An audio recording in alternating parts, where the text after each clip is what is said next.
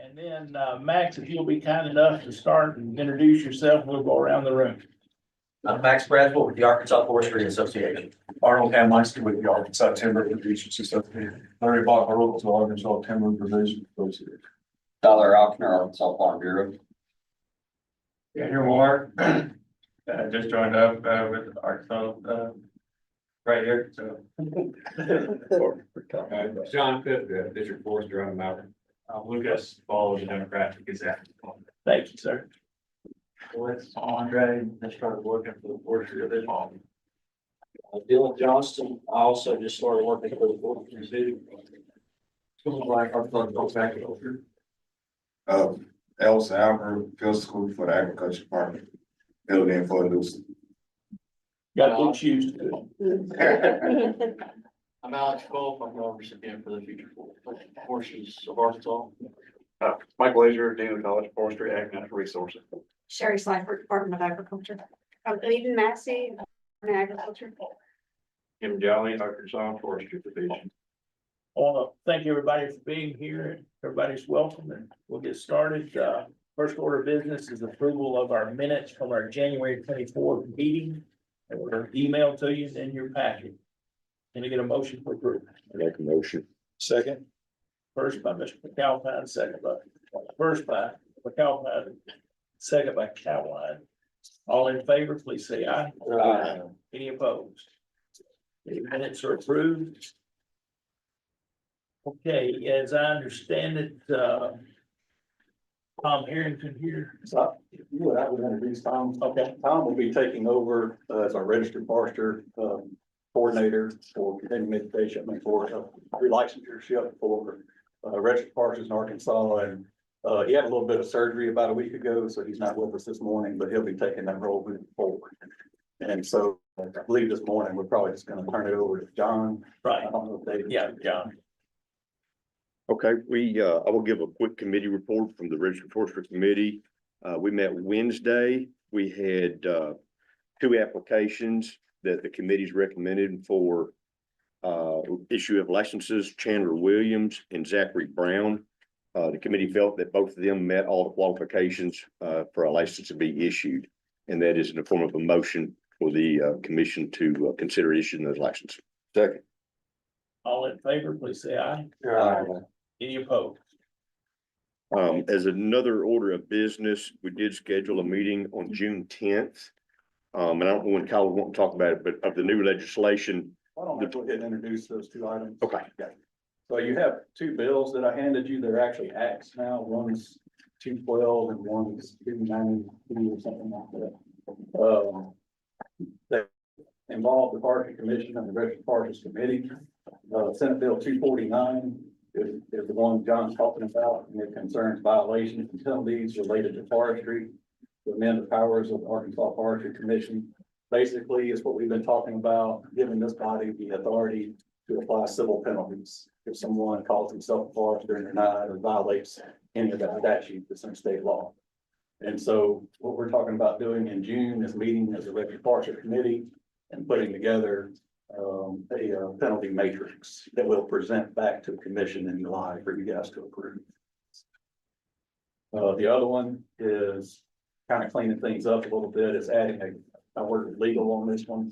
It's adding a third external member to the Registered Foresters Committee. And what that will do is make sure that if we have a complaint, we might have a commissioner or two recuse themselves on that committee meeting while we review the complaint.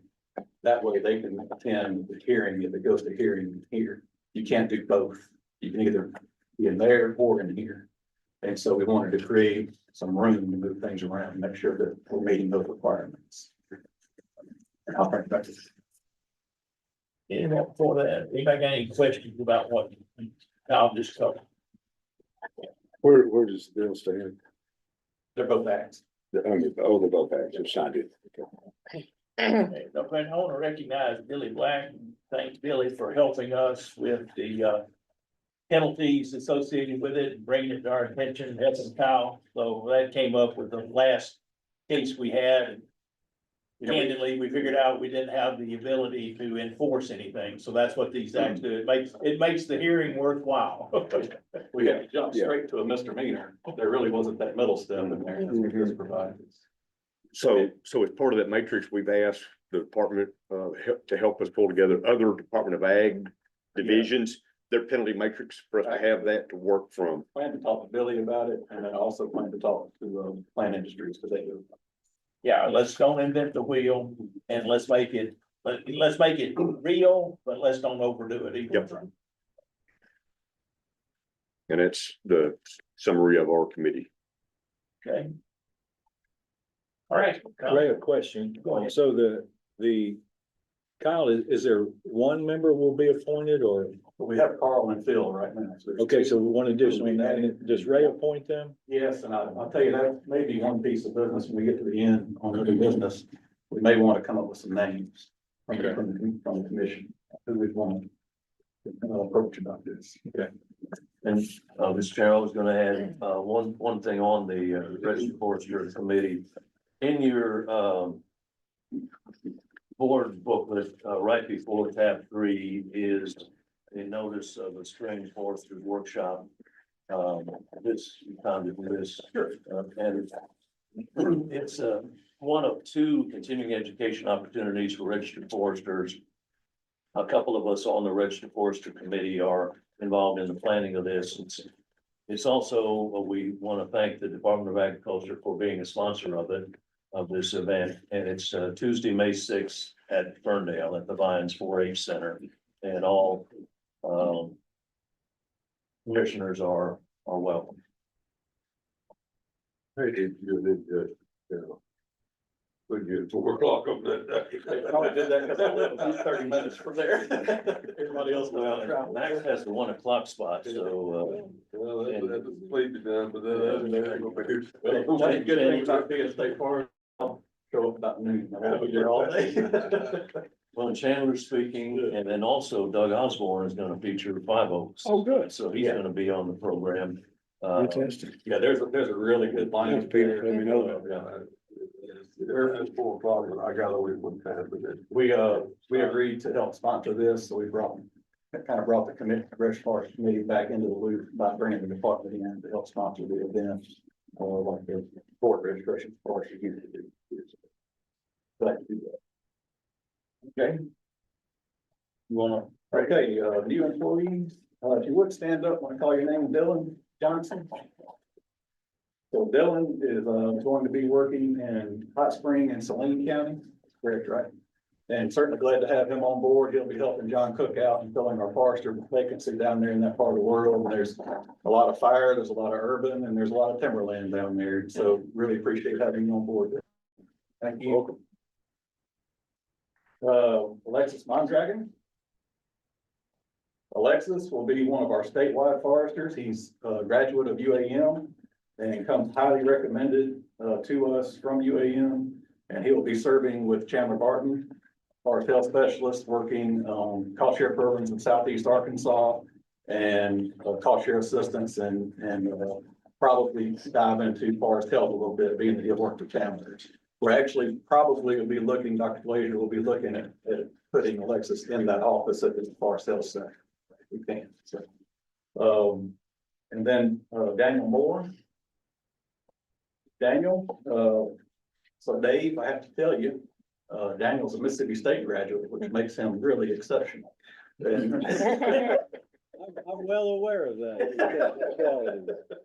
I wanted to hit you with that Wednesday, but you were. So anyway, that's a little insight for you. And Daniel, for the record, my second favorite son-in-law, I have 2, is a Mississippi State. first one couldn't get in. Where's the there. first? All right. My only son-in-law is a Mississippi State grad. I'm starting. That become my favorite too. But anyway, very glad to have Daniel Moore on. Daniel will be working out of Mount Ida. He'll be working with Eric Myers, who handles a lot of our stewardship and Good Neighbor Authority work with the U.S. Forest Service. And then also Daniel will be working on management plans and helping Game and Fish manage our Hot Springs State Forest that we just signed the WMA. Daniel is highly qualified, and we're certainly glad to have him on board. So Thank you. And I believe that's it. Well, I guess I'm good. I would just like to say welcome and just remember who you're representing when you're out with the public.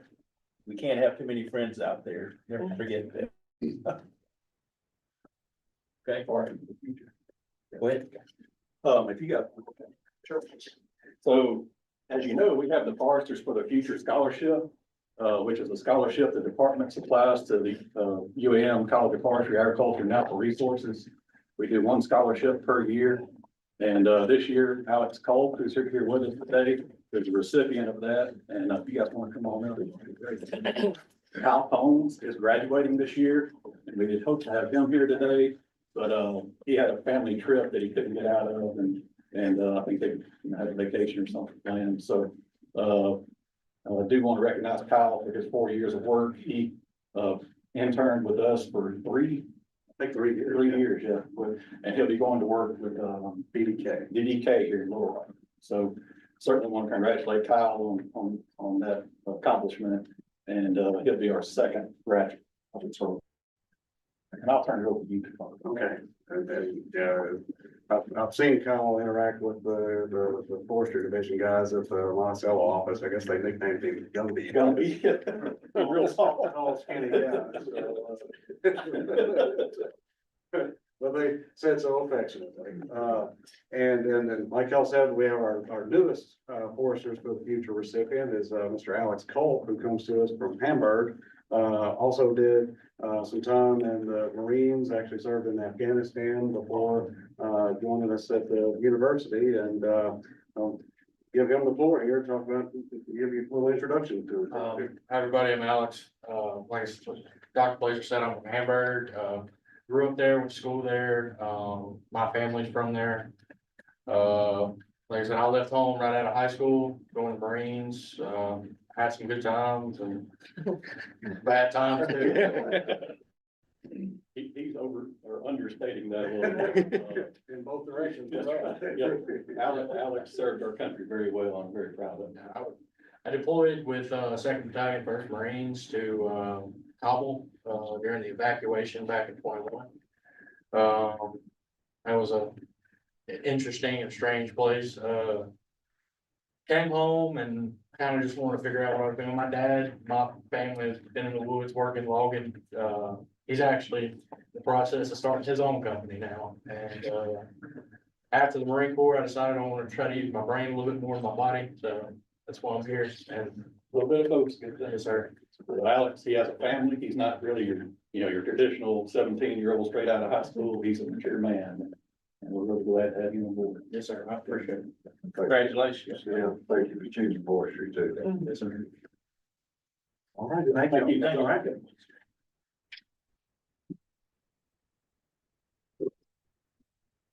Jim and Chandler, who's first?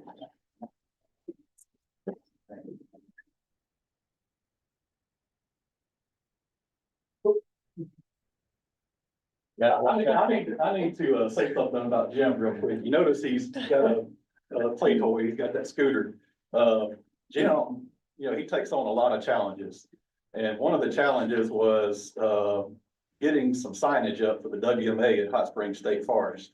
And so that is a war wound, if you will, of helping getting that done. And so I'm sorry that happened to Jim, but I really appreciate him for all the stuff he does for us. Well, good morning. I'd like to start off first with the Balkan nursery. And if you'll look in your binders and in that tab 3, should have a detailed seedling sales report. As of March the 31st, we had about 6.2 million seedlings that we listed. And then out of that, we sold or had orders for 6.1 million seedlings. And we're in the final days of our seedling sales for this year. And there's just a few more orders going out. We're going to cut that off pretty soon. Our planning is already underway.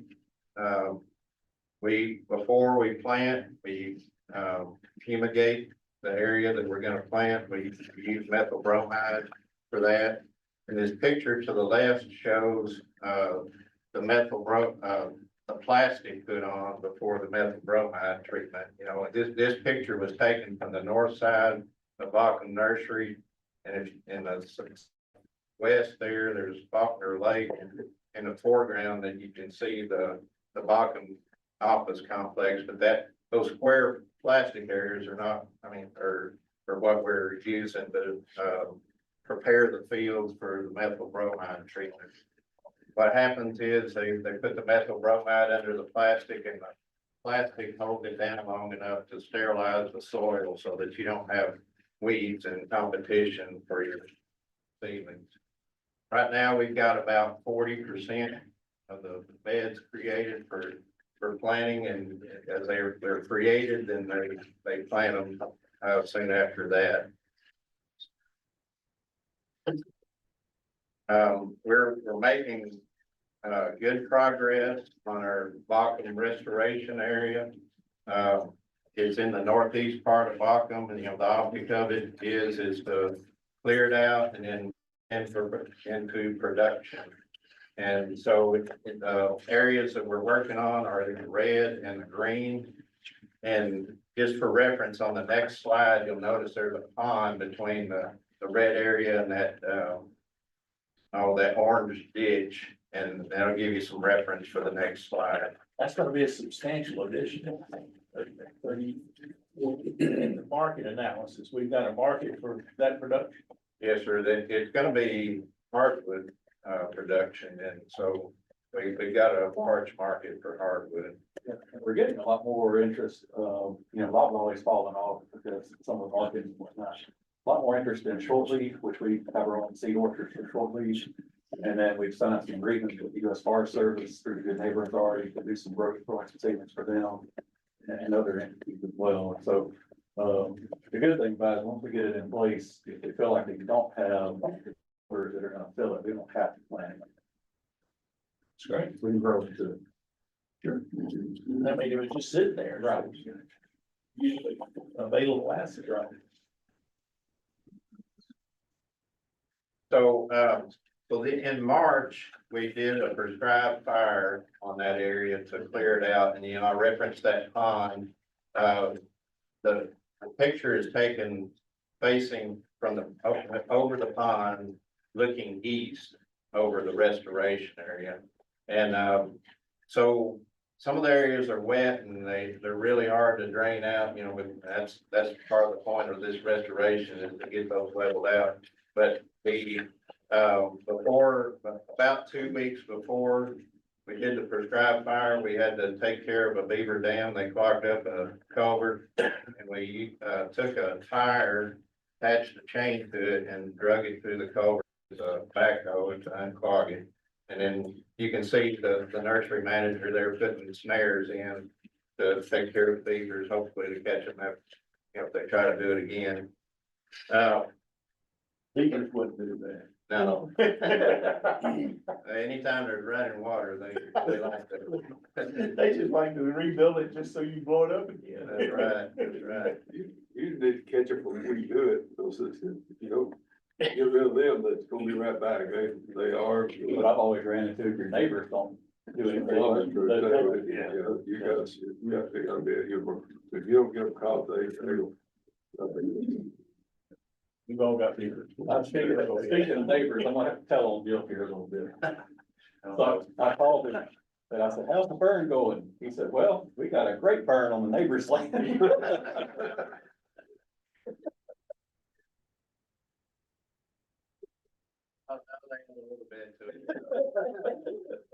So, See that sage grass over there? Yeah. It doesn't take much to get in that. yeah, we had some embers in a hardwood area, and it took a while before we noticed it. We thought everything was out, and it caught into that sage grass and burned about 25 acres. It was just people did. Then you went and explained you did the neighbor a favor. That's right. They didn't complain. They were like, You didn't charge them for that. yeah, we did. It was a little eventful. So, once green up is complete and our fire season is over, we'll have personnel to from the forestry division to be able to help us, and, we'll, rent a large excavator and our forestry division personnel will operate that, and then we've got a bulldozer with a pin on it, and we're gonna use those two items to clear all the trees and the brush off of it, and then following that, we're gonna get a leveling contractor to come out and look at it and start work on it. Do you have enough dirt on the site to to get the leveling done? And then, or you want to get dirt from a third party or a third party to? Well, Or you have the dirt on the site that. we're hoping that we've got enough. On the northeast end, it's higher than as you go west, and so we're hoping to borrow some from there. And I was talking with the Natural Resources Commission, and they were suggesting that I expand my pond out, and, if I don't have enough dirt, we'll use that to put up on there, I was and just fixing to ask, what are you gonna do with the pond? Leave it there? leave it there, yeah, You got it. yes, sir. That's the irrigation source. Right, and if we expand our pond out, then we got a larger irrigation source, so we're hoping to be creative here and get us, leveled out. So, and of course, we gotta haul in some sand as well to help our soil out. Let's see, so in the fall, this year, we're planning to open up area 1 for hunting, as a WMA. And, of course, that area 1, you can see it, that large chunk in the northeast there. And that's 1,577 acres. Wow. So it's almost half of the ownership there at the Hot Springs State Forest.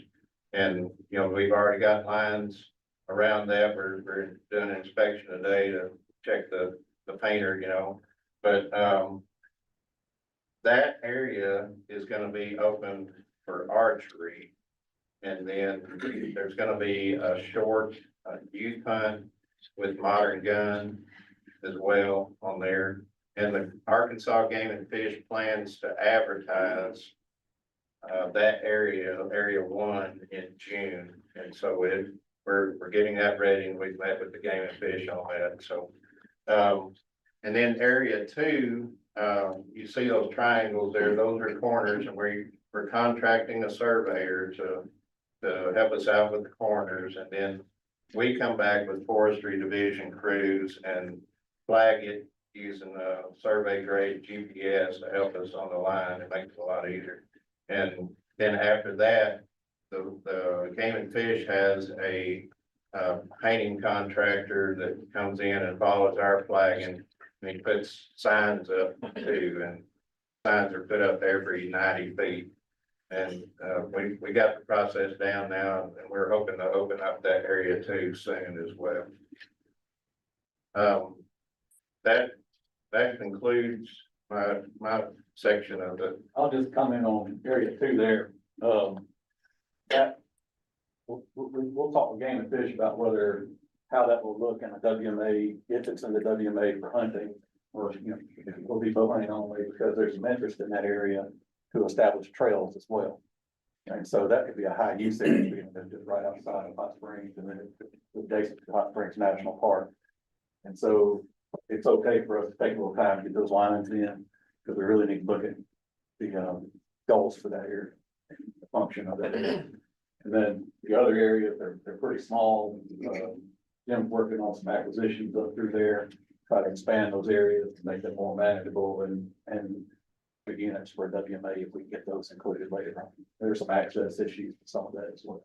But just getting that large area going first is a good first step and getting things rolling recreational wise. How's your Friday tree giveaway? What kind of response are you getting from that? Cameron, you want? Is that? Sure. Well, you can address that later if you're gonna. It's okay. I don't have a specific slide for urban, so I can talk about it. We're a little over halfway through the campaign. It'll wrap up on April 25th. We had worked with the Arkansas Urban Forestry Council to purchase 20,000 seedlings. I know we've given well over half of that away. It's been very successful, so I think we're gonna approach that 20,000 seedling giveaway by the end of the month. Which is significant, more than last year. Yeah, I've heard a number of sites running out of trees very quickly, so it being the 5th year of the campaign, people are really noticing a lot come to get seedlings from us. 13,000 last year. Yeah, I think that's correct.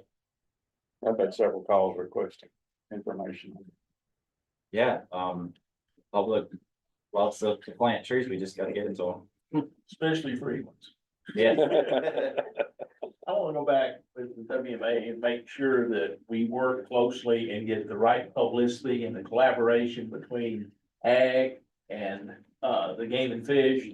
How we work together to make this happen. I mean, there's a great story there for the public, right? Okay, so that's real important. Yes. So, Hate to be a sore thumb, but do you have a cost on those ceilings, per ceiling yet? Or you- or the cost? So y'all always. That seems to be a sore. I saw one today, yeah, and it's a hard, y'all come up with the answer to. We have it, you got the. Well, they had it the last meeting, we did a report. Now, what we'll do is, so, part of this year's seedling financial report, we'd like to present that in July, because we're still actually selling seedlings right now for the 5 days or so. And then there's invoicing going on, so there's still moving parts in there. So we'll have another summary like we did. But I can tell you, we're probably looking at around 1.65 million in revenue this year. And our average cost to run the nursery is around 1.5, so we're just over our cost. We are doing the ceiling price increase that we talked about the last meeting, and then the expansion. So we're certainly not there to make money, but it's not costing the state anything. That probably answers what you have. Yeah. That concludes mine. any more questions for Jim? Thank you, Jim. Thank you. You did good. Thank you. You didn't fall. I tried to get him good. Yeah, got back to the chair, Right. Got to put a speed limit on him, he goes around the building. Yeah, he's pretty nifty with that thing. One question about you, if you have overs, you get to keep that within this department? Okay. Good morning, I'm Chandler Barton, and I just wanted to start my portion by offering a brief update of our U.S. Forest Service grants, and how they look as a whole. We were faced with a temporary federal funding freeze a couple months ago, but it didn't slow us down, because how we operate with these grants is we work on a reimbursement basis, so we can continue to work, then when everything's running and reimbursements are beginning to get approved, we can request the funding back to the state. So all fully executed grants as of today are still active. We weren't faced with any terminations as of yet. Reimbursement requests are being approved, and positively, pretty quickly in my mind. So I'm glad to see that. Chat about how many grants are still active. How many are still active? And you said all fully. Yes, so. So how many? A lot of our programmatic activities have some portion of federal funding that supplements it. Okay. We have multiple years of annual funding through what's called the Consolidated Programs Grant. The last one was awarded last May, which was the fiscal year 24. And that last bullet there, fiscal year 25, we expect to be seeing that pretty soon. So it's with that particular one, which is annual, we may have 3 or 4 years still open. Gotcha. Other things that are more one-off type funding for specific projects, they vary. We've got quite a bit of fire that helps us to purchase equipment. So no, many grants. Yeah, There's a lot. That's good. we could have a big list. I don't want to start naming them. Yeah, all. that's okay. Thank you very much. That helps me understand. And yeah, like I mentioned, our annual funding that comes in the CPG Consolidated Programs Grant. This is fire, forest health, urban. We're expecting to see that for later in this month of April. And if you compare that to when we saw requests for application last year, that's ahead of schedule. So the continuing resolution has made that possible. Any questions for me on trends?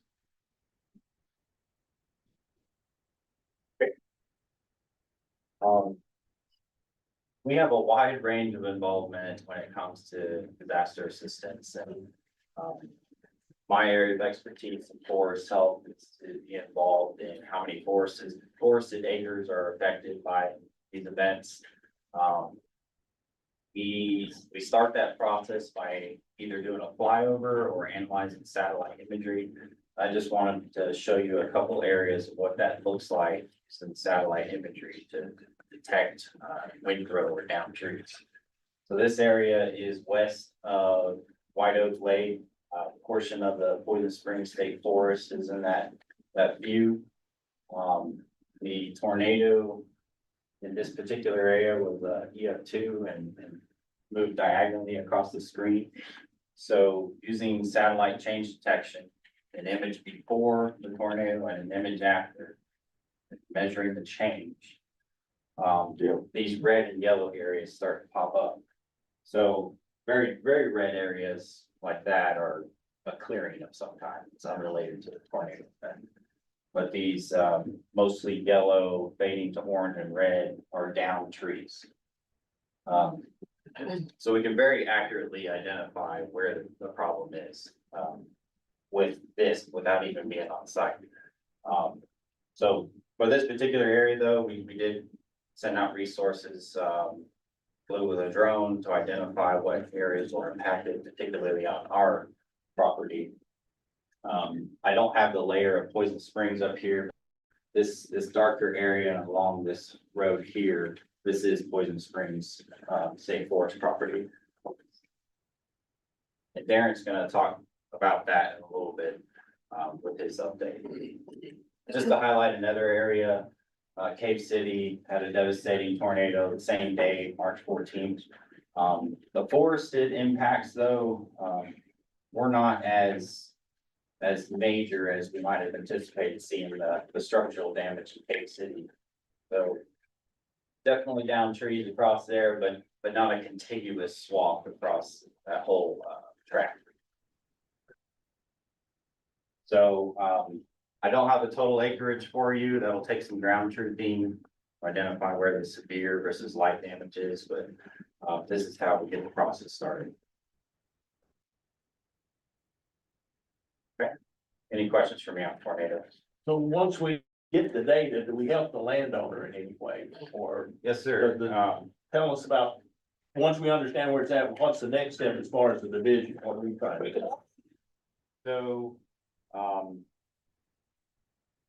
nothing new for this event, we do it all the time, we are able to write management plans for recovering property. And that can include, getting rid of the damaged material, but also the long-term management plan for what needs to grow thereafter.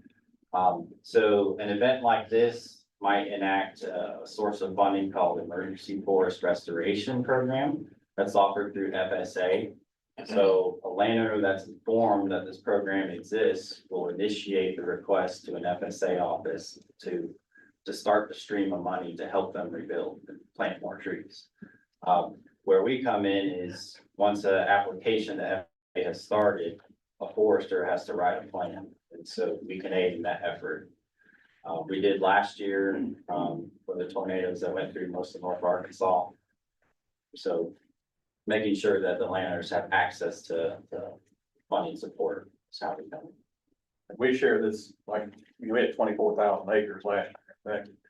And NRCS uses these maps and this information as well to help them identify where the EFLRPs are really needed, that type of thing. Now landowners have to make that request to FSA, but they do utilize this. They've actually requested that they have done this already this year. And, well, we're gonna work with the National Weather Service as well, I'll let you. Chandler, how long has that emergency reforestation program been in existence? I do not know. I know, I'm sorry. the one last, It's not recently new. the one, we did 2 counties last year. Where Salesville was, and then Norfolk. So Baxter and Marion. That was the first time, Robert, you guys had one years ago, Yeah, I did one as a county forester in Cleveland and Dallas County, but there haven't been very many, so. that's been a minute. It pops. Yeah. So it's been a minute.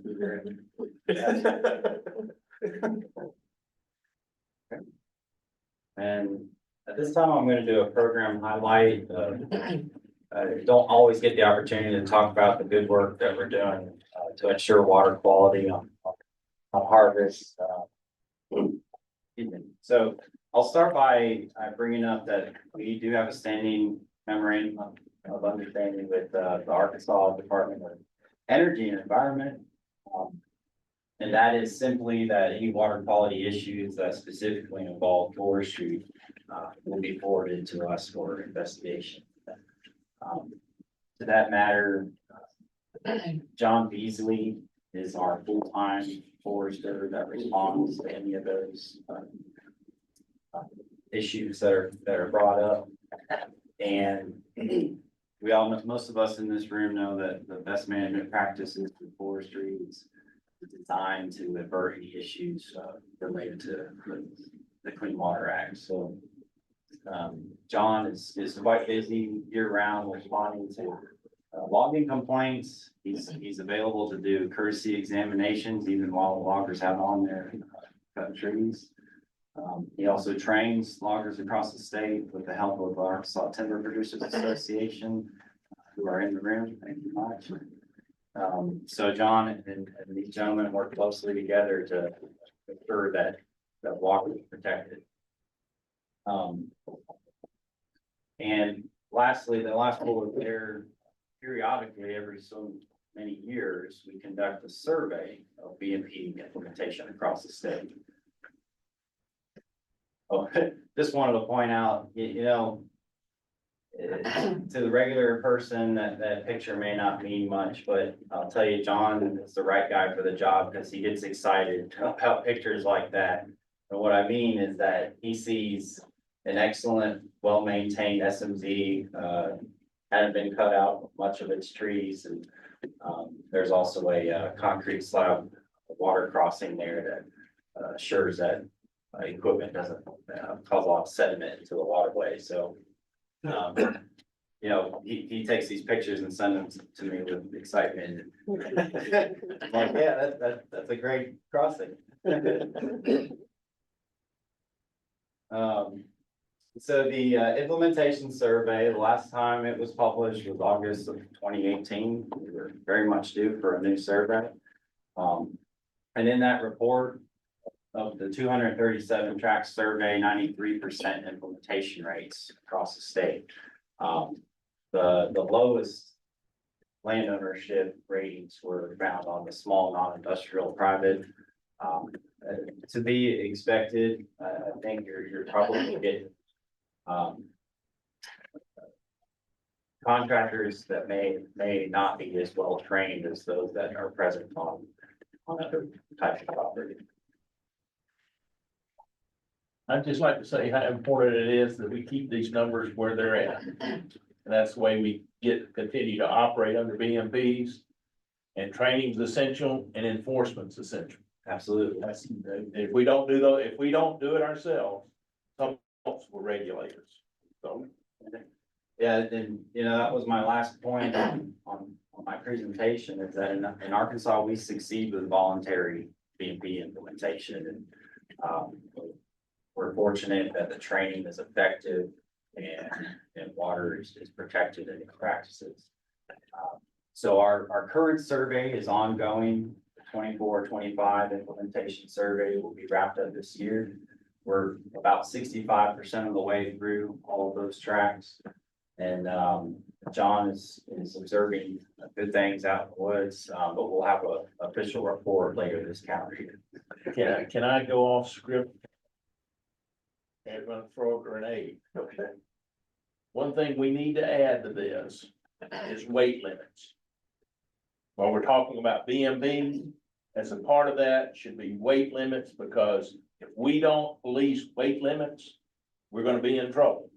And the more and more education there is associated with that, the more friends we're gonna have at the county judge level, okay? And avoid a lot of problems. So I would encourage y'all to figure out how to get that in your training. I mean, because it's essential, and nobody else can enforce it except the people that are on that truck. Okay, so I just bring that up, because everybody looks at Max and everybody else say, fix that, and Max can't fix that. I mean, the logger has to fix that, and we're doing them a favor, the better we can educate them. They may get away with it one day, but if you get a county judge upset, he'll shut you down. Arnold, I'm sure that's part of your pro logger stuff. It is, yeah, we've talked about that as well. We implement that. But we can certainly, we need to emphasize When you that. look at the facility, you find out that it's not. We're not practicing. We're not doing as good a job as we need to do as an industry. And that's why I'm encouraging y'all to make sure we emphasize it. Question, Chandler, on the previous slide. So the 93% implementation rates, what happened? Where's that other 7? I mean, that's the stuff that So- failed? Yes, the tracks that, That's the one that's overweight. So when they do a report and they investigate, and a track that, the best management practices weren't followed. So what's the remedy, or what happens then to those 7%? so, directly, it's resolution by contacting the logger, and create an understanding of how it should be done. Because, I mean, my experience been that the professionals, the professionals, the loggers working for the timber companies are professional, and the timber companies aren't, they've got SFI and other things to keep up with, so they can't have people not following the BMPs. But that 7%, those small private tracks or whatever that are, the guys that aren't the professional guys that these guys are training, those are the ones that give us a bad name. And I mean, are they being forced to comply, or are they being weeded out so we don't, keep this happening? No, so you're on the right track. Generally, the contractors working on certified plans, you're gonna have that upper 90 percentile implementation rate. It's the highlight there of the smaller scale operations that bring the whole rate down, or the average down. And I know 99% implementation rates are on public land, and then I think the industry land is close to that as well. Yeah, but the question is, what can we do to get that non-complying logger in compliance? Yes, so What's the feedback loop to fix the problem? training and more courtesy examination. Do we require them to go to training if the track they log? Is there a? Well, we can't, they're volunteering. Larry, do y'all have any censoring or anything done to loggers that fall in that 7%? Not as far as statistics of any kind. Of course, the training program is all based on the requirement that they attend and be able to haul. And we get so many requests for those training certificates that prove they've gone through the training program, which includes the BMP training, but side of it, plus continuing ed. And if they don't get that, we've had calls where it'll get shut off tomorrow if he doesn't have his training done by then. So it's the ones that you don't have are some that, and I don't know how there's a few that don't get to the training program because they've not been told that they got to do it by whoever they're working with or hauling for. And that could be a private landowner or someone else, but in the majority, most are coming because of the requirement to be there. And what's the process of working under a certified logger that are not certified, that are part of that I think you find that, that's where some of the violations end up in that is my experience, what I see on the ground out there. You know, well, if they don't go to the training and they're hauling to a SFI mill, then that mill's asking those for those, and it's increased quite a bit now, but the mills are asking for their certificate, training certificate. So if they don't have a training certificate, the mills aren't accepting their wood. But do they not, some of them work under, like, for instance, me, or some of them not working under my certificate and they're not certified. I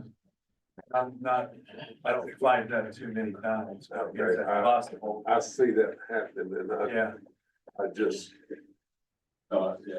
we have a breakdown there. Yeah. Can I ask a question? Could that also be like building contractors? Could be part of that because they do not understand BMPs when they're working in a timbered area.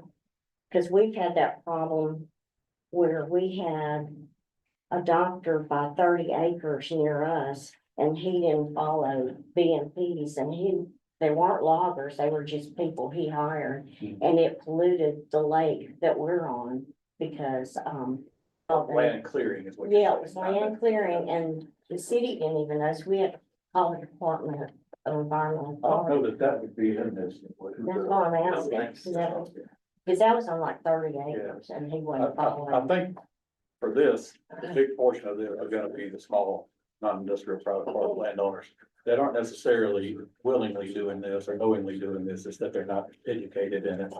And so some of this is landowner education as well. And so making sure our extension programs, when we do landowner education events for landowners. We in inform the them. past have left BMTs and the landlord didn't want it, you can get somebody to come in after you go. We've had that, so. But I think And that. because it's a voluntary practice, education all the way around, the landowner to the harvesters. And then, you know, finding ways to reach those bad apples, if you go, there's probably only a handful. But there's nothing done to it, are there? And the other problem is that by the time we're doing the survey, okay, you look at the time frame here, 2017, 2018, where we at, 2025? Chandler and I had that discussion. Okay, well, I mean, that's forever ago, and so there's no assessment when when it's time for action. We're way too late. I mean, it's a non-item now. Yeah, we had a discussion yesterday. I'll let Chandler talk about it. Well, one note is in the current survey, we're looking at the cuts that have occurred since 24. So anything older than that is not getting looked at in this particular survey. We'll move on to a more recent cut.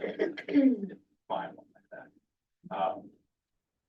So, and John has said that our analysis, which is driven by satellite detection system. If he arrives at a site that was flagged as a harvest and it's too far since the event occurred, you throw it out of the survey.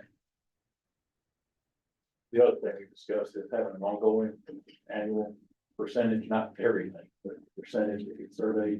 You gotta get it closer to real time for it to be effective. Thank you for. 93% is excellent, but the 7, like Ray said, the 7% which it's all the press. And to that point of urgency, maybe at the October or fourth quarter meeting, you think the report will be ready then to? It's a tough question. I can't promise. A lot is gonna fall on me and John to see if they're. John's eyeballing retirement too, so. He's told me he'll be here for a little while, thankfully. John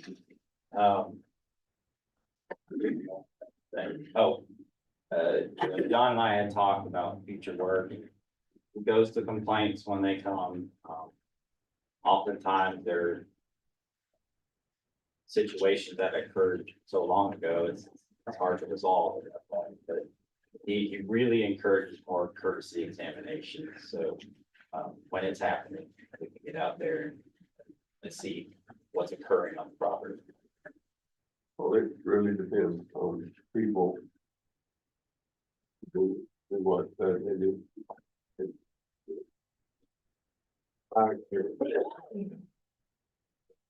You don't require the people to make it, we do have people that violate it, I mean, I'm not, we're not perfect either, and, but if you don't require some level of the people that work for you, then it falls down, and we've got some. I do want to make note, the timber industry lands, my guess would be they're right at 100% BMP implementation. They do an excellent job. And the things that they would be in violation of would be minor. So I do want to make sure. That's because they get armed with the SFI audit. Most of the water is managed by. By a small private land. Yeah, but if they're part of tree farm, they got the same requirement. That's right. So,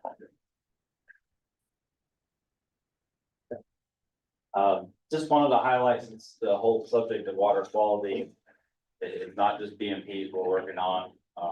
We're the agency that's facilitating the Arkansas Forest and Drinking Water Collaborative. This was started 7 or 8 years ago, I believe, and really initially it was to bring forest managers or forestry professionals to the table with utilities and agencies involved in quality drinking water. So a lot of that has been meeting and making sure we're understanding each other's needs and how we can facilitate what we each need. But we're starting to do some more on the ground work with utilities. That picture there at the right is a picture from just this week where we're working to plant trees, bare root seedlings into potted trees that will then be used on a later date for riparian restorations, so riparian buffers. One of the hardship of planting bare root seedlings along waterways is the survivability. So this is aimed to make that more effective. So the collaborative is leading that effort and working with groups like Conway or Central Arkansas Water, who are going to maintain the trees. When a private landowner needs them, we'll have them free of charge.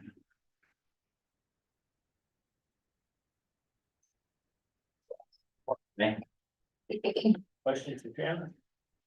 Thank you. Robert hadn't got much to report. Yeah. We didn't have much close on these. No, I just took off. Been on vacation. He had hair in January. All right, so I'm Robert Murphy, I'm Emergency Services Director for the department, but I serve as the fire chief for the division as well. So wildfire report for the last quarter. I think we all know what happened in March, but just put some numbers up just for perspective. March, we had 17,657 acres. It's the most fire we've had in 1 month in 39 years. You have to go back to 1986 to see any more acres than that. So it's it was quite a, and really that happened within about an 8-day stretch. Most of those acres occurred between March the 17th and March the 23rd. So we stayed pretty busy. We had 96 fires in 1 day on March the 19th. So besides just big fires, we had a lot of fires. And the 96 fires we reported and responded to doesn't include fires that we never made it to, or the volunteer fire departments put out and we didn't wind up having to go to them. I know I've heard some, preliminary reports from different places about some of the fires that they went to. So on the 19th, when we had 96, I think Saline County went to like 40 fires that we didn't have to respond to. A few other places did the same. we were not alone in the effort. We had a lot of help from a lot of different places that helped us. Besides our volunteer fire departments, some of the other partners that I think we need to mention are, we had, on the 19th, when we had so many fires, we had, all of our federal partners were helping us with fires that day. We had a U.S. Fish and Wildlife dozer that came out of Felsenthal that went to a fire in Washita County and plowed it because we were out of resources there. We had U.S. Forest Service crews that were fighting fire on state lands for us. We have agreements with these folks specifically for this kind of event. And we had some folks from the National Park Service up around the Buffalo that responded to some fires for us as well as non-federal partners. The Natural Heritage Commission actually came out to the big fire we had in West Pulaski County and helped us that night, overnight, with some burnout operations and things like that. So we had a lot of people that helped us do that. We did not do it alone or by ourselves. And it was all the guys on the ground that did all the work. I get to stand up here and tell you about it, but I didn't do very much at all to put any of the fires out. Our people responded very well. Not on the ground, did you? You did a lot of work. Well, yeah, you're moving them around. You're a quarterback. They did the work. They were the ones that had their lives in danger. Coming up and down the road was about all I had to do. But they were the ones actually putting the fires out. So they did a lot of work, and I was very proud of what our people did over that 8 days. They were extremely tired by the end of it, and so was I, but for different reasons. Actually, March was also the first time in several years that I can say we were above our historical averages. And just for grins, I went back and looked through our fire data, which we have fire data monthly back to 1936. We were a long way from our historical record for the month of March, and I hope we never get there. If we have another month like 1965, I think is the record, 113,000 acres. If we have that, y'all probably won't see me at the next meeting. So I don't know if I'll survive that. But anyway, so we had a historic year, but our folks responded very well. Robert, can I interrupt for a minute? Yeah. I think that's important to point out. In 1965, the Forestry Commission was around. They weren't as well equipped as we are today with the high-tech bulldozers and satellites and all that stuff. And we also didn't have volunteer fire departments at that time. And so a lot has changed from then to now. And so, we're able to lean on partners like Robert stated. And so when you hear that number of 100-something thousand, there's reasons for that. And if we didn't have those resources today, we might be looking at that again. So it really, One other thing that they had back then that y'all don't have now, and that the industry had. Had more. Well, in 65, we didn't have that much industry. Well, In 65, there wasn't that much industry. You're talking about the 80s, really. no, in the 60s, you had a bunch of IP, GP, potlatch and all that had probably as many or more of firefighting equipment that the state had at that time. Sure. And so it was a different environment that even for the state. I think we got to get this. I mean, people have got to understand, just for the sake of survival of the forestry division, role in protecting you. If we hadn't had them in this, just imagine what we could have 100,000 acres. We've got plantations out there now, and you don't put a fire on a plantation like we did back when we was even age management, when we had overhead and understory, and you get out there and plow that out, and then you go out and get them on their plantation. You just about got to get to the end of the plantation before you can stop it. Yeah. Many of our large fires that we have in the state are what we call wind-driven fires. They're driven specifically. They do have a lot to do with fuels, but a lot of times it is wind-driven fires. We did have the one that burned in Cleveland County. I'll talk about that next. So this was some of the more notable fires that we had over the month of March. The upper left-hand fire there, that's smoke. And if you can't see, there's a little black dot there. That's one of the seat the single engine air tankers that's getting ready to make a drop. That's the West Pulaski fire. Kind of kicked us off. And another notable fire we had, we got to watch a fire, cross I-530 just north of Whitehall. The RDOT camera was picked it up. So he was able to watch the fire actually jump the interstate there. And we shut that interstate down for several hours. It was an interesting event as well. The fire there on the right, that's the fire we had down in Calhoun County to kind of wrap the week up, say, or, you know, so to speak. That was kind of the last hurrah for it.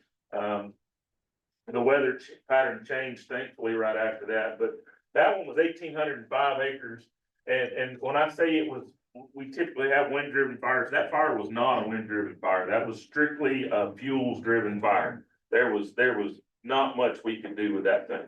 It went from not much to a whole lot really fast. And we had some pretty scary moments on that fire. Was really thankful we had some hardwood bottoms. We could put some crews in, because when it blew up, there wasn't a whole lot of signs it was going to get that big. It just kind of happened. And not mentioning, one of the things that made this difficult, our air attack, they were seated where we could cut the fire off early on. And the guys on the ground was rotten. Yeah, the ground was rotten. They couldn't get in there to cut it off because of the way the ground's so wet. Yeah, that's what really let that thing go. If you've ever operated in western Calhoun County, that is an interesting place to be. It's flat, there's no topography, and it doesn't take long for that ground to get wet. And when it does get wet, it stays wet for an extended period of time. So we were having a lot of issues with our equipment staying on top of the ground. And then a lot of issues with some unpinned pine plantations that we were having trouble pushing through. And but between the ground being rotten and the size of the trees, they were having a lot of issues with that fire. I'm sorry, keep interrupting. Other thing, because this is important, firefighter safety. This was a fire that put our firefighter in the danger. They were in thick wooded areas where they had to actually clear trees in order to put the lines in. They couldn't just run through there. It was wet ground. You were having 40, 60, 70-foot flames in some cases in there. And, that was a serious situation, and nobody got hurt. I think that's the best thing. Anytime you got wet ground, where you're stuck in dangerous. Yeah, I had a picture I almost put in there. My family's farm is, just south and a little west of Warren. And I took a picture of the smoke column from about 40 miles away from my family's farm. There was not any trouble seeing the smoke column it's not like it is up north Arkansas where you can get on top of a high hill and see for miles. South Arkansas, it's a lot harder to see 40 miles than it is up north. So it was an interesting week, but we made it through. Our guys did a really good job, and I'm really proud of our field staff and what they accomplished. Let's see. So what are we looking for going to the future? Thankfully, we did get some rain. For some folks, we got probably more rain than what they wanted. We had an interesting quarter, and I'll talk a little bit more about that in the coming slide or two. But we talk about what's coming. We did get some rain. Spring has finally gotten here. Spring green up really shuts the spring fire season down, which is good for us right now. We're looking at probably going into a seasonal outlook pattern of kind of a spring pattern of rain. That's what the National Weather Service keeps saying. They're predicting us to be kind of right on the edge of below average chances for precipitation over the next 3 months. And going into the summer, as we kind of start the summer fire season and get into that season where we can start having another fire season, get into July and August. We'll see what it does, but right now they're saying we're probably going to be about normal for rainfall. We can see though that just to our west, in Oklahoma and Texas, they're calling for some issues with them, and that's reflected in the significant fire potential outlook for July, saying they're going to have a lot more trouble in Oklahoma and Texas then, and that pattern could very easily shift. We all know, and I'm not taking a dig at meteorologists, but we know the further out it goes, the less accurate it gets, and those patterns can shift east or west, either way. So, I mean, if the pattern stays to our west, we'll be fine. If it moves a little further east, we could be right back in fighting fires in just a couple of months and be, talking about this again when we have our July meeting. We'll see how it develops between now and then. This quarter, we're gonna be looking at doing a lot of training, getting a lot of new folks geared up, and ready to go. So I said it was an interesting quarter. We started right before the little fire outbreak we had in March. We had the tornadoes that went through that Chandler's already talked a little bit about. So one of the things we do is we respond to those fires. We're kind of on the scene a lot when a tornado goes through one of those communities. Folks know us, they know we have equipment, they know we have chainsaws, and they know we know how to run them. So we get tasked with clearing power lines, clearing roads. We can't really operate on private property. We can't show up a week later and say, hey, let's clean all these trees up for a private landowner. But you can see here, even though we're working beside a house, there's a power pole right there. So we're getting ready for cleaning off power lines and cleaning those right of ways out so fire crews can come in. The faster we can get them open, the faster they can get power restored to those places, and we can clean roads out and get them access. So we do that a lot on the front end. So the weekend before everybody was fighting fires, we were sawing up limbs and cleaning up tornado damage up in the northern part of the state. And we're doing some response now in response to the flooding that's going on as well. We've been helping with some places with a little bit of heavy equipment work over the last couple of weeks, doing that as well. So we get involved in a whole lot of stuff. We went from tornadoes to fire, and now we're responding to the floods. So we try to help our state and our communities out as much as we can. Equipment report, we are still trying to get dozers and plow trucks and pickups and replace equipment. We do have 2 dozers on order right now. We've ordered them from CAP, so that's taken care of. We've run into some issues with some staff, I think, over at TSS, and they're a little behind on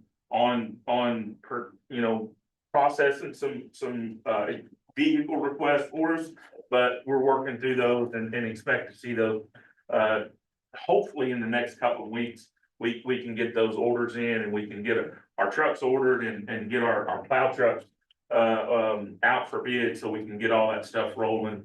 Most of these trucks and most of these vehicles are tied to grant dollars, and we all know some of them have, not all of them, but some of them are kind of getting close to the end of the grant cycle. So we'll see if we can get all that taken care of before those grant dollars are away. So loan report from the quarter. So we did do 3 loans this quarter through rural fire. We loaned out $32,925 to those volunteer fire departments to buy needed equipment, structural PPEs, firefighting nozzles, foam skid units, and some pumps and engines. So that's where we are with the revolving loan program at rural fire.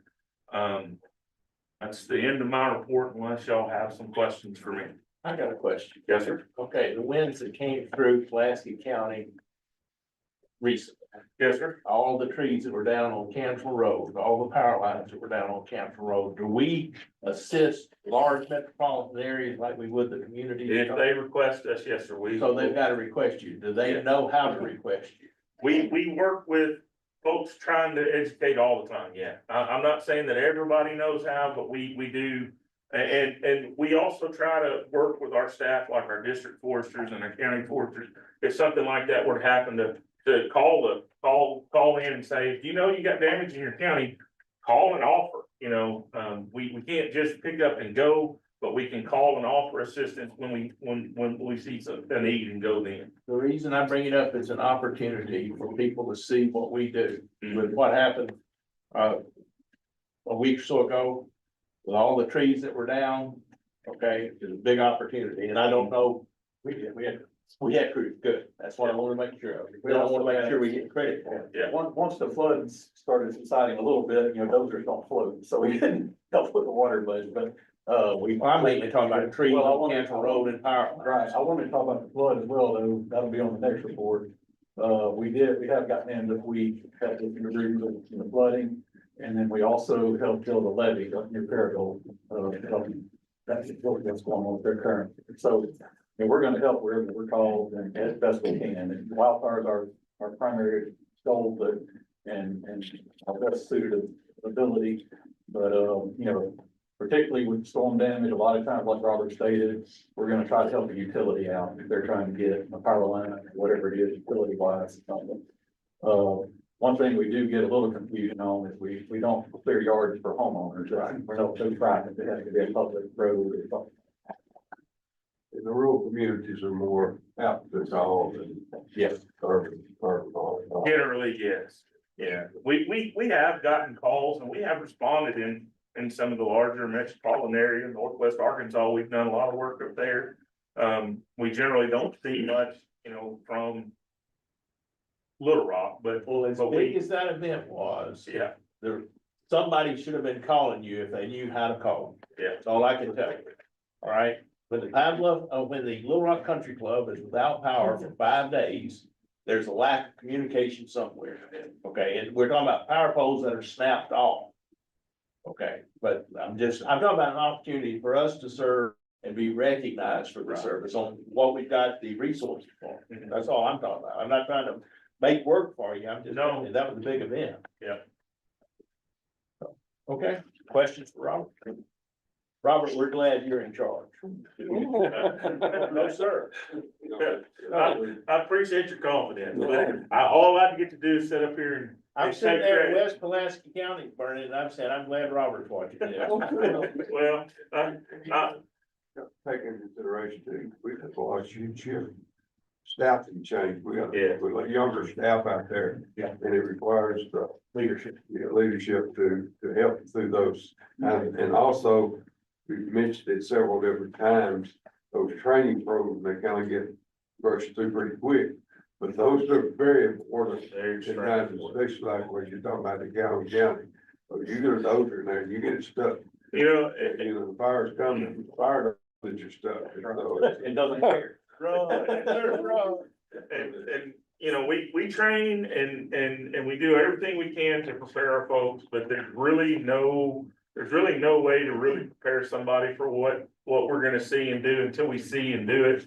And I will say, I was really shocked and have been really shocked that we came through all that, and I don't think I've heard of one person resigning because of it. I can't really remember a big fire stretch where we haven't had at least one or two new guys say, no, this life ain't for me. And it's understandable. What we do is not for everybody. So, I'll quickly talk about, when we get these big fire incidents. The command. Yeah. The guys we have, like, one. yeah, it's, some of the things we do and we talk about, we brag about, and I think Darren's gonna talk a little bit about it. We had some folks kind of during this, we sent some folks to help Oklahoma out as bad as we had it. Oklahoma had it worse. So we let a few of our people, and I'll say a few, we had 6 people and some dozers that went to Oklahoma.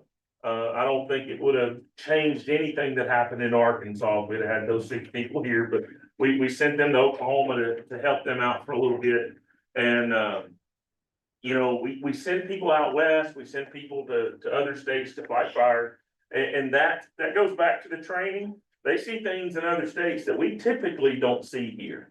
And they get experience, they get more firefighting experience there, they get more firefighting experience out, and they see the incident command system. Most of our fires that we do, we see, maybe 5 or 6 guys on.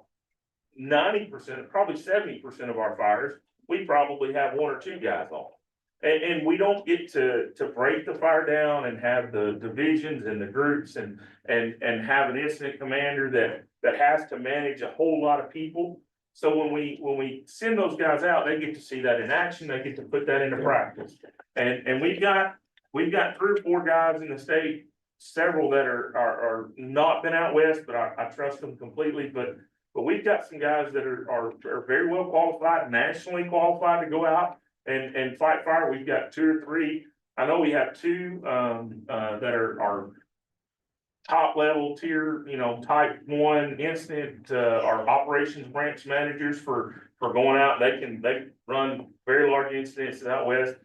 We utilize those folks like on the West Pulaski County Fire and the fire we had in Calhoun County to kind of step in and kind of help our local units, that don't really experience that a whole lot, but, that's one of the things that we try to do, and it's really beneficial to us to have those guys that go out and get more experience and see other things than what we can see right here in the state. So, because eventually, I mean, we have incidences where we need that experience, we need that knowledge, and it's a whole lot easier for them to get it out there, and they get it, quicker out there as well than what we can do here in the state.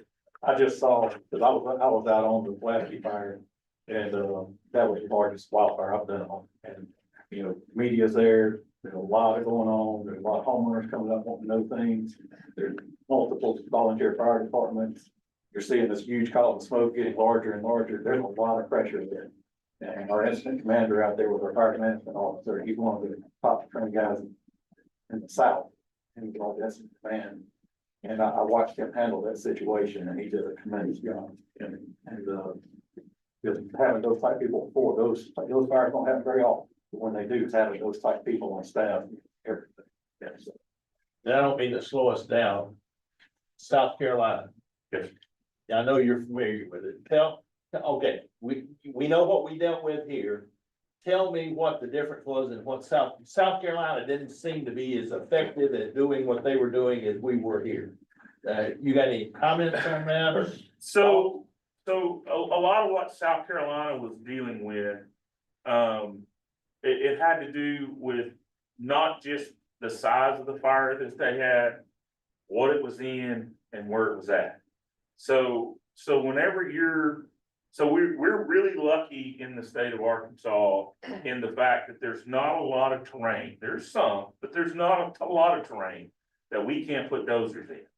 And I can build fire line immensely faster with a bulldozer than I can with a 20-man hand crew. Way faster. And when you get into South Carolina, what they were dealing with was wind throw from Helene. It was in the Appalachian Mountains, which are steeper and taller and bigger than what we have here in the state. They had a lot more difficulty with terrain and the wind throw Hurricane Helene.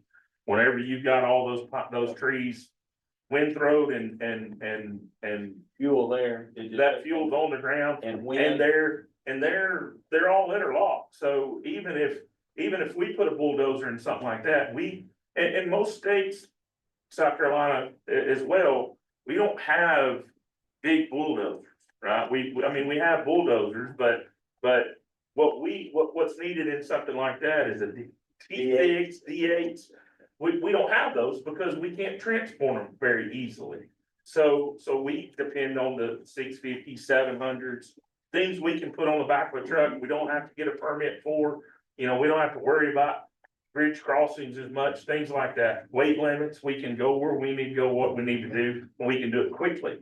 We're able to do that a lot better in our state than some other places are. That's the reason we see the fires get so big out west a lot of times. It's because we've got way better access. The timber industry builds roads, and there's not very many blocks of woods that we can't get within a quarter or half a mile of, especially in South Arkansas.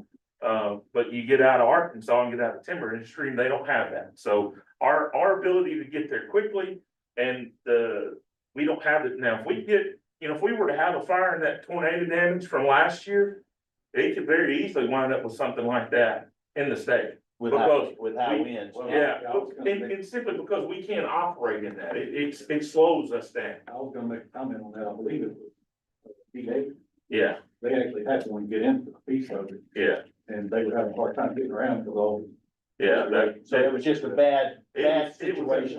bad Thing about South Carolina, they're well staffed and Okay. they have good equipment. Yeah. And so it was a situational thing. That's what I'm really trying to get to. So they did have staff, they do have staff, they do have equipment. It was They are just, well supported by their state. Yeah, Daryl Jones is fire chief in South Carolina, and he's well respected across the nation. And does a great job.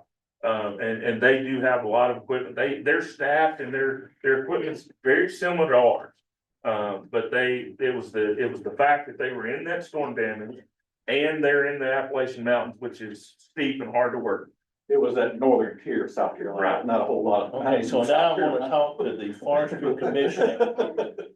Now I wanna talk to the Forestry Commission ambassadors.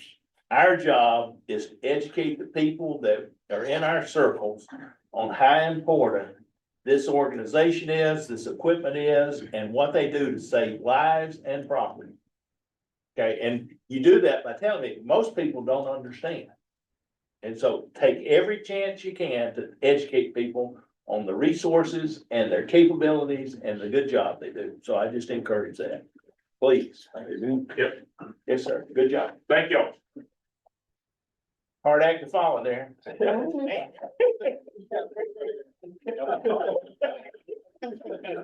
you keep fired there? Yeah, a lot of this already been stated, but very proud of our firefighters. They all worked as a team, dangerous situation, but everybody made it home safely. Before we get started, I'd like to recognize John Cook. He's our district forester out of Malvern, and we have a few people who can get up there in the plane and help coordinate everything, the water drops and Way better, John. yeah, you gotta stand up. You gotta. I was probably involved in about 100 of those. John gets a view of it that very few of us get to see. But yeah, he's a vital part of what we do. So you're gonna say, he directs our seats. Okay. You know how many hours you spend in the plane? It was 2 weeks. I think it was over 30, 35, 40 hours in that 2 week span. And he's doing this. You're not flying in a straight line. You wanna know what it feels like to be flush riding with John on one of those fires? Doing a NASCAR route. Right into the- We appreciate you, John. I just got a few updates. Boys Springs timber sale process is we've got them all bid off for the year. We had 6 sales total. We'll be trading 756 acres. Our volume is estimated at 31,000. This is a little more than our annual target. We had a sale from last year that didn't get cut, so we rerun it this year. But it's pretty good price of $35 on average per ton for the way the markets are. That's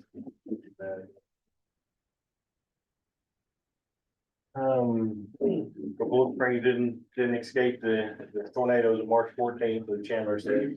Our crews determined the worst hit areas, and then we've made a merchantable sale, two separate tracks, but made a flagged off of an area and made merchantable sales to capture that salvage. We've got that bid off, and of course, it's a little special deal. We put a shorter time frame on the contract and try to get out all that down timber out for it, blues and really bad. Now, we'll also have some other contractors working, kind of picking small contractors that'll pick around and get some of the down timber that's not inside the sale area. We'll be working on that. Also for the fires got bad, we were able to get a prescribed burn in, 83 acre fuel reduction burn. Burn real well, it'd be good for the habitat. We usually get more burning done, but there was a short window this time. We were able to send some folks out of state. Oklahoma initiated the Southeastern Compact, and Arkansas, Louisiana, Florida, and Texas answered the call. So we were able to send 6 people, and they're for a little over 2 weeks. They stayed very busy in Oklahoma, and we're glad to be able to help our neighboring states, and hopefully we don't need them one day, But helping them helps us. well, we were monitoring it very, very close. The fire comes this way. We had the room ready to pull them back. And proud to announce that our new work center in Baxter County is been moved into. We've purchased 2 acres just off Highway 5, just south of Mountain Home.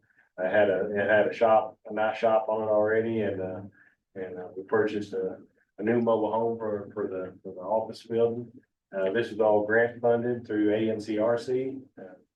So they're setting pretty good in Baxter County, and like I think Jim Jolly, this was all his baby. He applied for the grant, got the mobile home, and we appreciate him working on it. And the guys did a lot of dirt work. They did their own electrical work, got it certified and a lot of the plumbing too. I'm really proud of the guys out there. They really made it look good out there.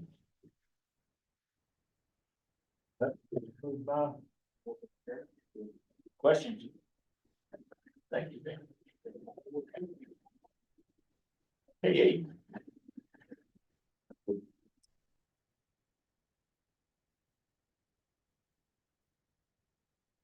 I'm Aiden Massey, I'm the Public Information Officer at the Arkansas Department of Agriculture. I'm going to give you a marketing and communications report for the last quarter. We had one press release go out earlier in March, announcing the Free Trade Friday events.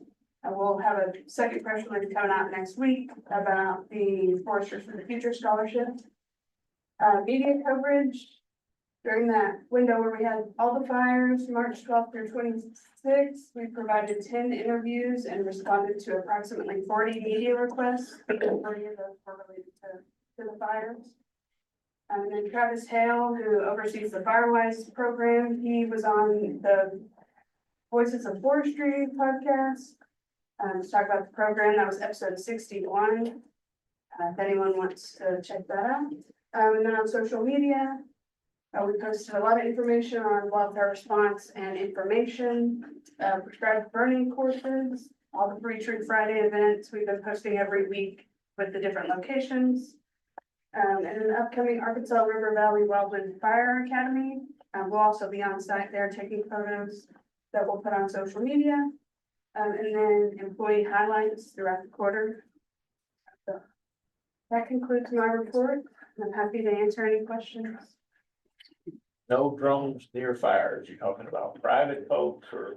Yeah, so, you're talking about South Carolina. I'm talking about, oh yeah, I was gonna say, you were talking about South Carolina a while ago. They have a really big, media program going right now on that, and it's an issue. You know, we talked about John flies the fires. He's up to about 5,000 feet, but the seats come in and a drone can't go above 400 feet in elevation. But our seats drop below that ceiling. And so we have single engine air tankers and drones oftentimes in the same airspace. And so what we're asking is that, you know, if it's a large fire and there's planes that are coming in, please don't fly drones in that area because that could be a catastrophe if they fly. So how do you communicate that, or how do you keep Joe from just putting this drone up and take a video of it? So John, we can put a no-fly order. So certainly, you can request a TFR temporary. I was trying to like get TFR, I'm trying to area. But how does that get to Joe, who's got the drone? So they're supposed to have commercial pilot licenses, they've got to abide by certain, at the AA rules. They Okay, should have notified dispatch, and there are certain things they put drones up, like a lot of our OEM coordinators are starting to get some drones and stuff. The guy that buys a $200 drone off Amazon. You know, Really not much you can do. I know, that's what I'm thinking. Yeah, Just how you control that. education to our division folks, making sure that if they see something, that they say something. And that drone, I have a drone license, and when you go through that training, they show what a drone will do to a plane, and it'll go right through it. And it'll just make a hole all the way through it. So it's a really serious situation. Sure, There are some federal guidelines that restrict drone operation around wildfires. Strictly because we don't always have time to get a TFR. So there's some federal guidelines that restrict drone operation and they can be prosecuted if they're found. I got you. I'm talking about the guy that's got the drone that hasn't read the TFR. Well, That's what I'm talking about. The only thing we can do is try to educate and tell you, we put that post up, and there was there were a lot of comments that followed that post. I So- think it's great. Yeah, it's just an education thing, but I mean, we're never gonna reach everybody, but all we can do is what we can. This post, just for some analytics, it had 502 shares and 103 comments. That's one way that we can get that message out there, is social media. So that relates to thousands.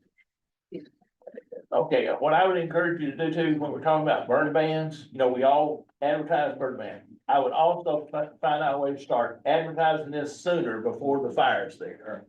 Is all I'm saying, unless you want a drone through your plane. That's right. No, we don't.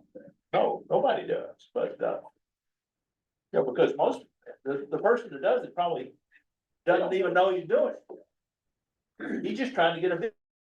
I've seen the footage, it's awesome, I've seen it, everybody's like, oh, that's cool footage, but oh yeah, it cost somebody their life. Well, and there was a guy that commented, you know, he said, I put a drone up, but I was 5 miles away from the fire when I put my drone up. Well, those seats, they're 5 miles. They don't Definitely, disappear. you're running a couple hundred miles an hour. I know, 5 miles is good. Yeah, so, you know, they don't think about that, they don't realize it, so it's just, we gotta educate, and, you know, it's something we'll have to continue to educate, and we'll never get through educating. Because there's more and more of these in Yes. everybody's hands today.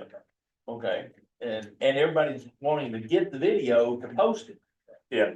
Okay, and that's a great sign. Thank you. All right. Oh, yeah. It is you.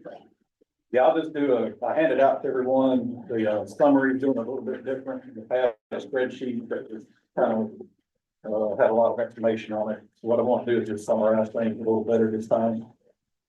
This is way to do this in the future, and I'll have it in the packet next time. Park Division currently has 235 field positions. We have 2 hires that we're onboarding currently. That'll get us to 235. We have 21 positions that are currently advertised. That's 7 foresters, 12 rangers, 1 forest legacy GIS person, and 1 heavy equipment operator for Boston Nursery. On the percentages filled, that's something that's always important to me because it relates to our capacity and ability to respond. 82% of district level forester positions are filled. That's something I'm pretty proud of. We have including DFs and everything, district forest and everything, that's 39 positions. We have 7 of those vacant right now, and you know, hoping to get those filled soon. So really in pretty good shape on our foresters right now. 84% of our forest ranger positions, that's across all 3 rate categories of rangers, are filled currently. Doesn't mean we don't have some vacancies we want to fill, but overall doing pretty good. We always watch our district level field positions, and District 2 in Southwest Arkansas is below. We something I kind of put in place when I got here. When we have a district that falls below 70% field positions, we want to start emphasizing getting some people back into those districts. And right now, District 2 in Southwest Arkansas is actually recently, because of people recently leaving, it's dropped to 52%, and that's just not acceptable. We're going to have to get some of those positions back in District 2 so they can make sure they can respond adequately. Yeah. And they were at 60%, and then it does take 1 or 2 to drop you from that. So These are retirements or? yes, Okay. and I think one's just not moving on. They had the tornadoes down here too. Well, District 2 got lucky. We didn't have fires there, and the tornadoes were really in District 4. Okay. So I'm just going by that. now here's another. What they were saying. I talk about districts, but when we have a district that falls low like this, the districts surrounding District 2 are doing good. And when it comes time for response, we don't have district lines. Right. We go down. So this is just kind of internal. We want to see that district at 70% or higher. District 1, 6, and 8 are all above 86% of field position, so that's really good. Across the board, we're anywhere between 70 and 90% field position across the district, including the one I mentioned. So we'll get that one back online and get some people in place there. We have positions advertised there currently, but overall, we're doing pretty good on our positions. I'll take any questions. Do you have much But they're leaving for other reasons, other than retirement. Is that kind of level off some for you? Yeah, you know, when I first got here, we had quite a few people that had been here a long time, and that's starting to fade a little bit. So, but that resulted in being young, like we were talking about earlier, so there has to be a lot more training. Chandler, some of our forestry side of our staff are working more on forestry management trainings, for those new hires, whether they're rangers or foresters. And then, of course, our wildfire training, we always have a full bunch. So, you know, you lose in one area, you may, make sure you don't lose on the early side as well, because you're gonna lose some knowledge there. And you introduced two statewide foresters here today. They're gonna go through wildfire training too, right? Those two will, not all of our statewide forests, they're really based on, cost share programs or some programmatic type deals. They're really not gonna be involved in fire, and we would prefer them to be on fire, but we have 5 statewide forest positions, all 5 are filled right now, and that's really important for like District 2. So like our forester here today, he'll be helping out in District 2 as well when there's holes. And that's really the goal of the statewide forest, to fill gas. And we have one in northeast Arkansas, we have one southeast Arkansas going in, Alexis, one in central, and so we kind of position them around to assist where needed. So I know you're never happy, but are you reasonably pleased with the rate that we're able to fill positions and getting approval to fill positions? Yeah, I mean, we really, particularly, you know, like with the foresters, I mean, and I will point this out, you know, it's not finalized yet, but I was gonna mention this in my notes here in a moment. The pay plan and the work that the governor did and Secretary Ward did on that, and, you know, we're still in the final stages of getting that finalized. That's really gonna help us fill these positions. I mean, we've been able to fill positions with relatively low salaries, you know, across those field positions. And when we get those elevated, I really don't foresee us having too much trouble filling positions. Right. And I truly do want to thank Secretary Ward and Governor Sanders for their work in this. They saw the need and they really pushed for us to get this.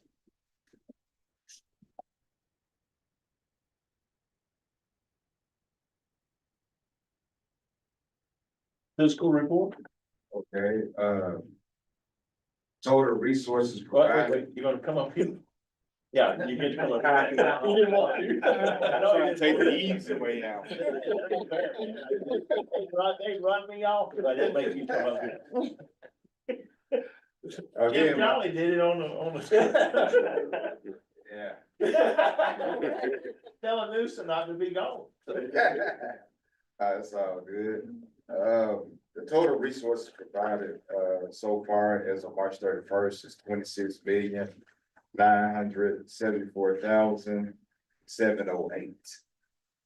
We're about 84% of the budgets for the resources, received for the year. Our total expenditures as of March 31st was 20,081,550. And we're, put us at about 66% of what we projected to expenditures to be. And that left us with a balance of about $5,322,237. That's pretty much it for the overall summary. We are a little short on the budget right now. I think in our operating funds for our general revenue, we have a little over 200 some thousand left. And in our special revenue, we're looking at 300 something, about 330,000. As far as, this is just budget that's allocated for the next 3 months. For the next 3 months. So do you see any problems? Well, let's tighten it up a little bit. They're in, had a meeting with our district forestry yesterday, just making sure that only spend money that's really needed, not something that. Just make sure we get to the new fiscal year. Right. There are no questions. That's it. Thank you. Thank you. I get to stand up.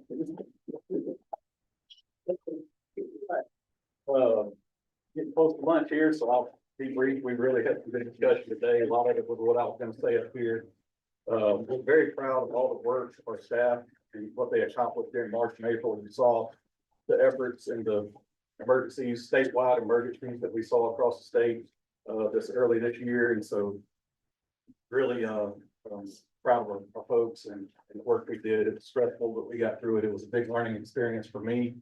I'm going on 2 years of being here, and to see an event like last month that hadn't occurred in decades. It was a learning experience for me as well. And that's one of the things I want to point out is when you have an event like that take place, your weaknesses will show themselves. And so we had a meeting this week with a whole bunch of partners, not partners, but internal staff on how we can improve and how we can avoid. We didn't have a lot of problems that did show themselves, how we can avoid those in the future. So it's a learning experience for us as well.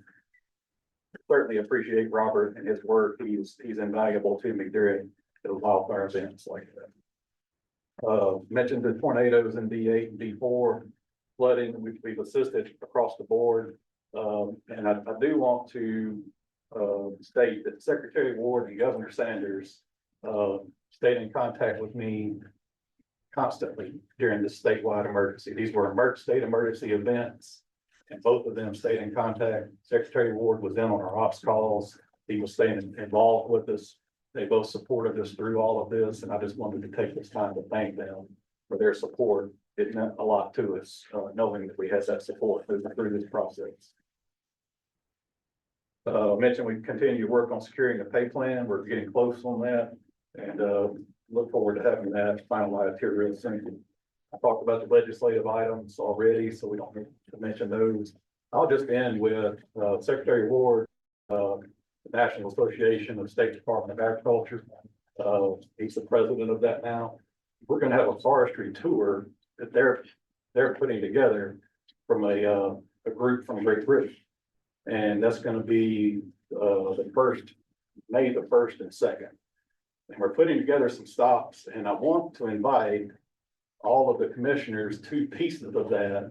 There's some room capacity that I'll have to manage.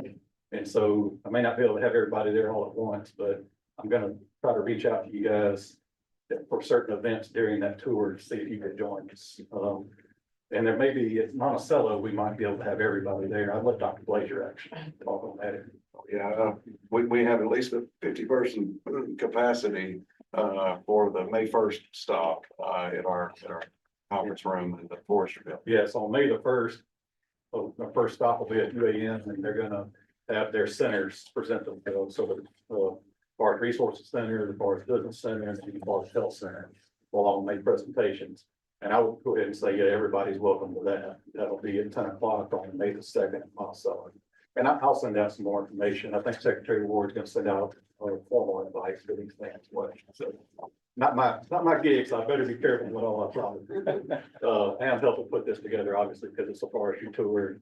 Just really, really excited to be able to do that and show some of our partners across the sea there that we're doing a good job with our forest management here, that we are sustainable and we're responsible, as we talked about today. That's what we want to show them. So any final thoughts or questions?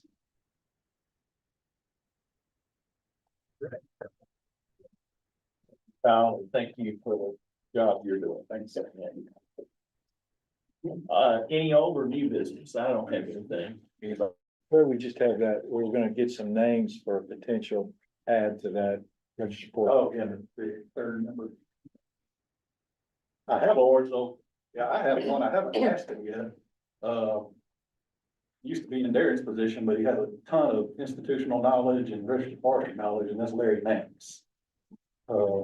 Just one that I thought of. I haven't even met. Yeah, you say every time I talk to him, he's happy being retired. I know.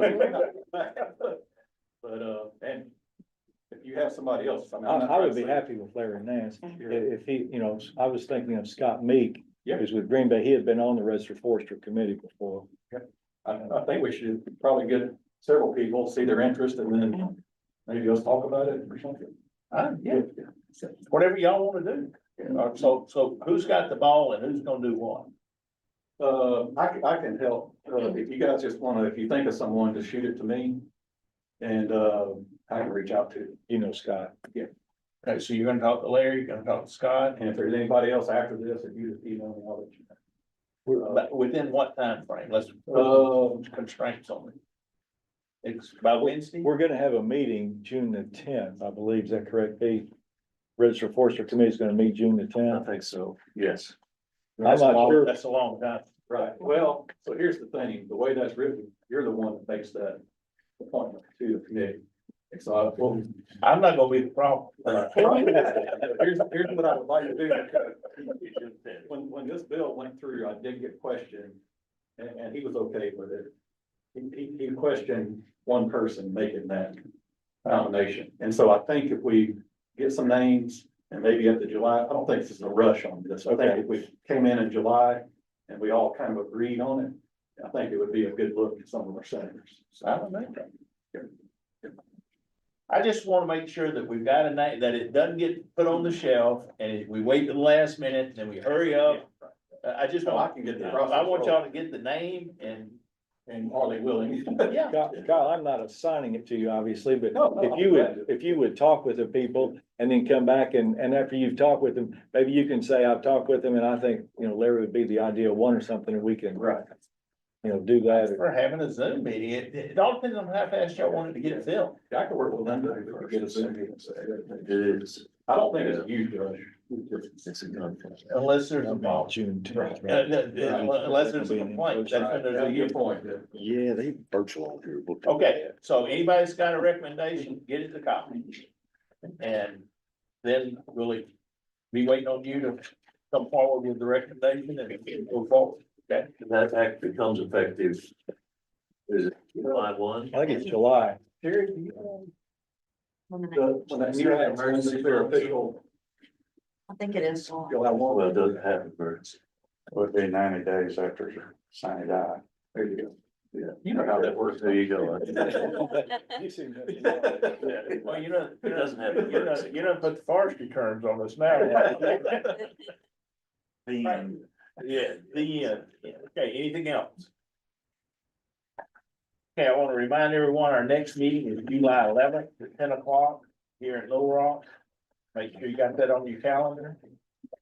And then I'm also going to remind you that our next meeting is October the 10th, so you got that on your calendar.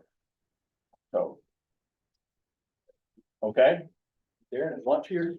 Yes. Okay, but before we get to lunch, I want to make sure we recognize our newest inductee to the Arkansas Agriculture Hall of Fame, Mr. Frank Wilson.